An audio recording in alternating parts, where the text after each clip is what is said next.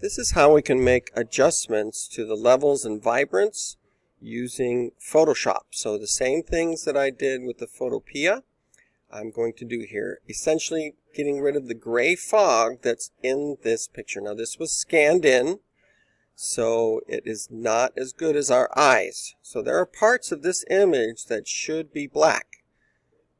I'm going to make adjustments here by adding a new adjustment layer.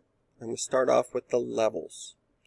The levels adjustment points are right here, and you can see that the black point should be right about where that graph starts to go up. Now I'll go too far just so you can see what that does. Everything to the left of that point has been made black. It's like a bar graph here. And so now we've got these dark shadows are actually black. Now let me bring the white point in, probably to about right there. If I go too far, we start losing some important detail in that city that's down below.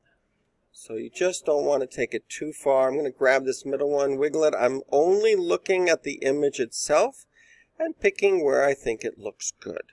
Let me zoom out a little bit here so you can see more of it and turn the eyeball next to that on and off. I really should have cropped this first. We'll go ahead and do that now. I'm going to use the crop tool, grab the corner here, and just bring it over to a good point right about there. There's a little check mark. Now there are still a lot of pieces of this book that are missing. Let me go ahead and do one more adjustment layer, the adjustment layer Vibrance.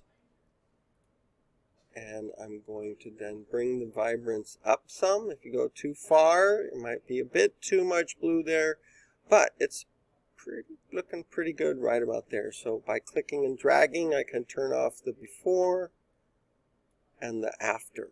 So that's going to look a lot better in a video.